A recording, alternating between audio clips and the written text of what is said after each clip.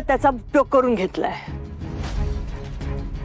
पण तो कधी चिडला नाही त्यांच्यावर. सरपोतदार सगळ्या जगाला सांगतात मणी माझ्या मुलासारखा आहे.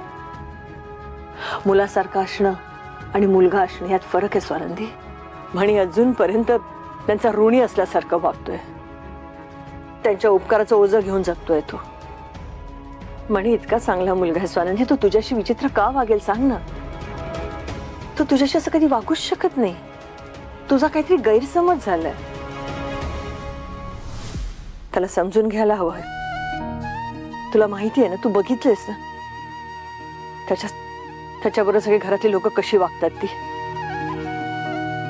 हो, म्हणजे मी तिथे राहतीये तर माहिती आहे मला शालिनी मॅडम आणि बाकी सगळे मणी सरांशी कसे वागतात.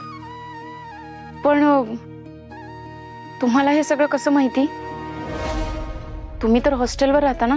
तुला मी सांगितलं ना, मणीला समजून घेण्याची गरज आहे. बाकी त्या फोटोचं प्रकरण ते कोणीतरी मुद्दामून रचवलेलं आहे. मणीविषयी तुझ्या मनात तिरस्कार निर्माण करण्यासाठी, राग निर्माण करण्यासाठी. मी मणीला चांगला ओळखते. तो इतका विचित्र कधीच वागू शकत नाही, किंवा इतकं घाणेरडं कृत्य कधीच करू शकत नाही तो. मॅडम, तुम्ही म्हणतायत तसं कदाचित असेलही. म्हणजे या सगळ्यात माझा गैरसमज झाला असणार. पण बरं झालं मॅडम, तुम्ही मला हे सगळं सांगितलं, माझ्याशी बोललात.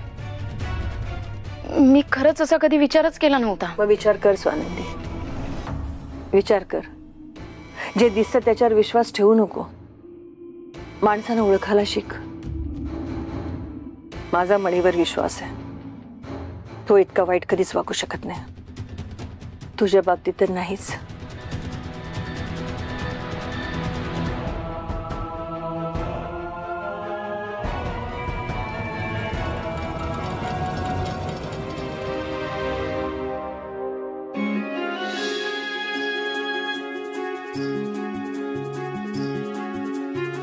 छान झाली भाजी.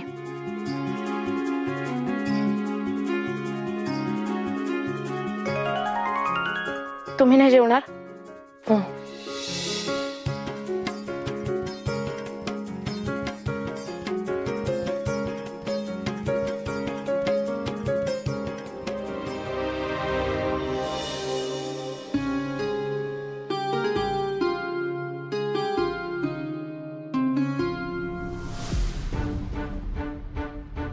आईचा फोन का नाही आलाय अजून?